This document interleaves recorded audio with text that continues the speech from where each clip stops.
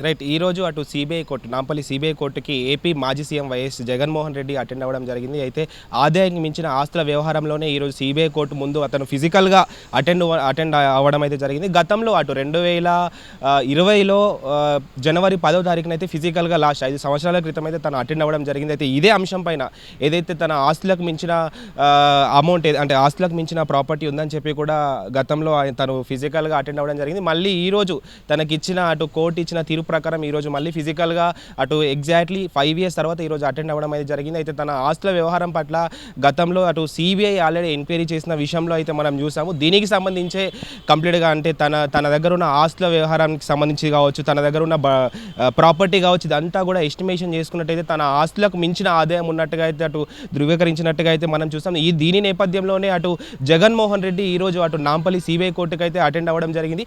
అయితే కంప్లీట్గా ఈరోజు ఉదయం 11 గంటలకు అటు బేగంపేటలోని విమానాశ్రయానికి చేరుకున్న తర్వాత అక్కడ భారీ ఎత్తున అటు వైఎస్ఆర్సీపీకి సంబంధించిన పార్టీకి సంబంధించిన శ్రేణులు, అభిమానులు, అదేవిధంగా కార్యకర్తలు భారీ ఎత్తున అటు ర్యాలీ రూపంలో అయితే అతను జగన్మోహన్ రెడ్డిని అటు సుమారుగా అంటే బేగంపేట నుంచి కూడా నాంపల్లి కోర్టు వరకు కూడా ర్యాలీ రూపంలో తీసుకొచ్చినట్టుగా అయితే తెలుస్తుంది. అయితే భారీ బందోబస్తు నడుమ అటు ఎలాంటి అవాంఛనీయ సంఘటనలు జరగకుండా కూడా ఇదంతా కూడా ఒక పోలీస్ బందోబస్తు నడుమ జగన్మోహన్ రెడ్డి అటు నాంపల్లి కోర్టుకు అయితే విచారణకు హాజరయ్యారు. సో గతంలో చూసుకున్నట్టయితే గతంలో జరిగిన ఎంక్వైరీ విషయంలో ఆల్రెడీ అది పోస్ట్ పోన్ అయితే చేయడం జరిగింది. గతంలో 2-3 సార్లు పిలిచినా కూడా తనకు టైం లేక తను రాలేదని చెప్పి కూడా అటు కోర్టుకు తనకు సంబంధించిన ఇన్ఫర్మేషన్ అయితే తను ఇవ్వడం జరిగింది. అయితే 5 ఇయర్స్ తర్వాత ఈ రోజు అయితే ఫిజికల్గా అటెండ్ అయ్యాడు కాబట్టి కంప్లీట్గా 11 ఛార్జ్ షీట్లకు సంబంధించిన మొత్తం గతంలో అంటే తన పైన ఆల్రెడీ 11 ఛార్జ్ షీట్లు ఉన్నాయి కాబట్టి ఈ 11 వాటికి సంబంధించిన అంశాలపైనే ఈరోజు కోర్టులో తన వాదన వినిపించే విధంగా అయితే తెలుస్తుంది. అయితే అటు కోర్టుకి తనతో పాటు తనకు సంబంధించిన న్యాయవాదులను మాత్రమే అనుమతిస్తున్నట్టుగా అయితే తెలుస్తుంది. అయితే తనతో పాటు వచ్చిన మాజీ మంత్రులు కానివ్వండి, ఎమ్మెల్యేస్ కానివ్వండి, ఎవరిని కూడా లోపలికి అనుమతించే ప్రయత్నం అయితే చేయట్లేదు.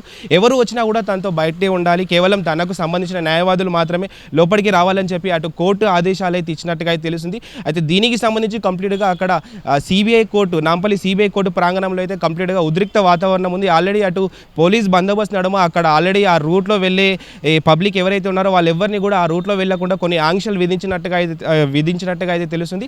అయితే ఆ రూట్లో వెళ్ళే వాళ్ళు వీలైతే వేరే ఇతర రూట్ మార్గాన్ని ఎంచుకోవాలని చెప్పి కూడా వాళ్ళు చెప్తున్నారు. అయితే కంప్లీట్గా ట్రాఫిక్ నిబంధనలు కూడా కొన్ని పెట్టినట్టుగా అయితే తెలుస్తుంది. అయితే ఆ ట్రాఫిక్ నిబంధనలను కూడా ఎవరు ఉల్లంఘించవద్దు అని చెప్పి కూడా భారీ పెద్ద బ్యారిగేడ్స్ కూడా నిర్మించినట్టుగా అయితే తెలుస్తుంది. అయితే ఇదంతా కూడా అటు ఎంక్వైరీ సుమారుగా ఈరోజు 12 గంటల వరకు కూడా కొనసాగుతుంది. ఈ విచారణ 12 గంటల వరకు కూడా నడుస్తుందని అయితే తెలుస్తుంది. కాకపోతే తను 10:30కు అటు కోర్టులో హాజరవ్వాల్సిన జగన్మోహన్ రెడ్డి ఒక ర్యాలీ రూపంగా రావడం కారణంగా ఒక 40 నిమిషాలు లేట్ అయినట్టుగా అయితే తెలుస్తుంది. అయితే తన సమావేశం అంటే తనకు సంబంధించి అటు విచారణ కూడా ఒక 40 నిమిషాలు ఆలస్యంగానే జరుగుతున్నట్టుగా అయితే తెలుస్తుంది. అయితే దీనికి సంబంధించి ఆల్రెడీ ఇప్పుడు అక్కడ కంప్లీట్గా సిబిఐ కోర్టు దగ్గర, నాంపల్లిలోని సిబిఐ కోర్టు దగ్గర అయితే భారీ బందోబస్తు అయితే ఉంది. అక్కడ ఎవరిని కూడా అటు మీడియాని కానివ్వండి, జగన్మోహన్ రెడ్డికి సంబంధించిన అనుచరులు, అదేవిధంగా శ్రేయోభిలాషులు ఎవరైతే తన ఫ్యాన్స్ అభిమానులు ఉన్నారో వాళ్ళు ఎవరిని కూడా అనుమతించలేదు. కంప్లీట్గా అటు కోర్టు ప్రాంగణానికి సంబంధించిన ఎంట్రీ గేట్స్ ఏవైతే ఉన్నాయో అవన్నింటినీ కూడా లాక్ చేసి పెట్టినట్టుగా అయితే తెలుస్తుంది. అయితే బయట నుంచి వచ్చే విజిటర్స్ ఎవరిని కూడా లోపలికి అనుమతించట్లేదు. అటు పోలీసులు అందరూ కూడా అక్కడ కంప్లీట్గా ఒక్కొక్కరిని మధ్య ఎవరిని రానియకుండా అటు అడ్డుకుంటున్నట్టుగా అయితే తెలుస్తుంది. అయితే ఈరోజు